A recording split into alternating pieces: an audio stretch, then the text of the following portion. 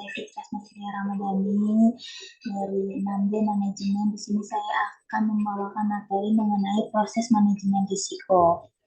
Yaitu sebabnya ada proses manajemen risiko, identifikasi risiko, pengukuran risiko, dan pengendalian risiko, beserta studi kasusnya.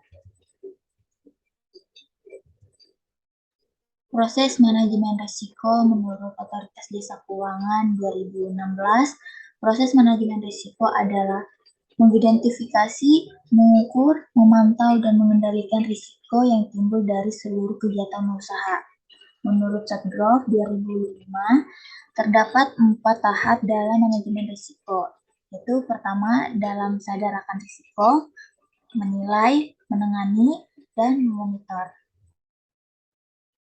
Proses manajemen risiko terdiri dari 7 tahap, yaitu pertama, penentuan tujuan strategi perusahaan, kedua, penilaian risiko, ketiga, pelaporan risiko, keempat, pengembalian keputusan, kelima, penanganan risiko, keenam, pelaporan risiko tersisa, ketujuh, monitoring.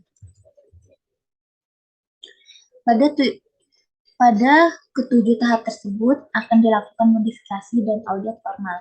Pada tahap pertama, dilakukan penentuan tujuan strategi perusahaan dengan memberikan gambaran terkait tujuan suatu perusahaan sebagai landasan dalam melakukan penilaian risiko. Tahap kedua, penilaian risiko terdiri dari risk analisis, risk identifikasi, risk deskripsi, dan risk estimasi, dan risk evaluasi.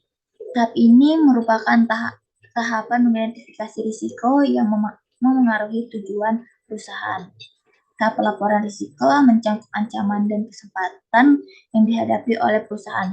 Kemudian dilakukan pengembalian keputusan oleh stakeholder. Pada tahap penanganan risiko terhadap tindak untuk menghadapi risiko, yaitu menghindari, mitigasi, mentransfer, dan menerima risiko.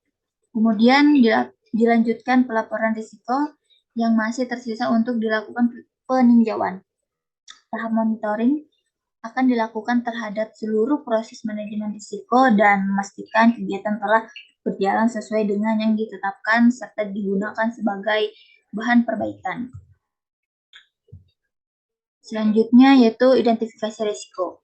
Proses identifikasi risiko perusahaan dilakukan dengan menganalisis seluruh sumber risiko yang paling kurang dilakukan terhadap risiko dari produk dan aktivitas perusahaan serta memastikan bahwa risiko dari produk dan aktivitas baru telah melakukan proses manajemen risiko yang layak sebelum diperkenalkan atau dijalankan.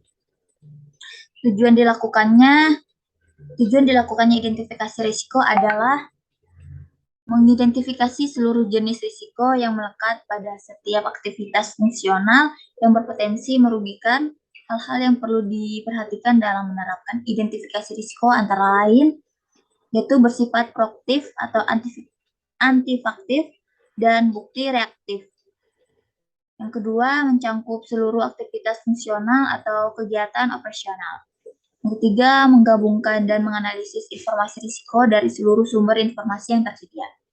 Yang keempat, menganalisis probabilitas timbulnya risiko serta konsekuensi yang timbul. Selanjutnya yaitu pengukuran risiko. Secara umum, pendekatan yang paling sederhana dalam mengukur risiko adalah yang direkomendasikan oleh BCBS atau pendekatan standar. Bagi perusahaan yang memiliki kompleksitas usaha yang tinggi dapat mengembangkan dan menggunakan metode internal atau internal model agar dapat menggunakan alat yang lebih sensitif untuk mengukur risiko.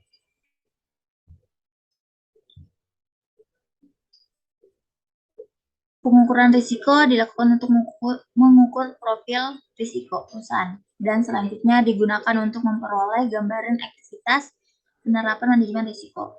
Prosedur pengukuran risiko secara umum adalah sebagai berikut. Yang pertama, sensitivitas produk atau aktivitas terhadap perubahan atau faktor yang mengaruhi baik dalam kondisi normal maupun tidak normal. Yang kedua, kecenderungan perubahan faktor-faktor dimaksud berdasarkan fluktuasi yang terjadi di masa lalu dan korelasinya.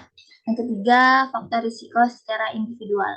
Yang keempat, ekspor risiko secara keseluruhan maupun per risiko dengan mempertimbangkan keterkaitan antara risiko dan kelima, seluruh risiko yang melekat pada seluruh transaksi serta produk perusahaan, termasuk produk dan aktivitas baru dan dapat diintegrasikan ke dalam sistem informasi manajemen risiko.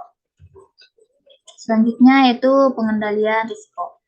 Proses pengendalian risiko yang diterapkan perusahaan disesuaikan ekspor risiko maupun tingkat risiko yang akan diambil dan toleransi risiko. Adapun pendekatan yang dapat digunakan oleh manajemen risiko untuk mengatasi risiko yang mungkin terjadi dalam sejarah.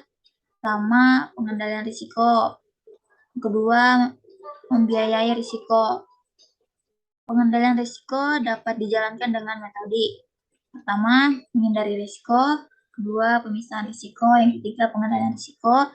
Yang keempat, pemindahan risiko. Sedangkan pembiayaan risiko dapat dilaksanakan dengan cara yang pertama, pemindahan risiko yaitu dengan membeli asuransi atau pertanggungan. Yang kedua, menanggung sendiri risiko. Dan studi kasus yaitu Doni Salman menyusul Indra Kents jadi tersangka dugaan penipuan berkedok investasi binari Epjan. Rekeningnya diblokir dan aset-asetnya akan disita. Mengapa banyak yang tertipu?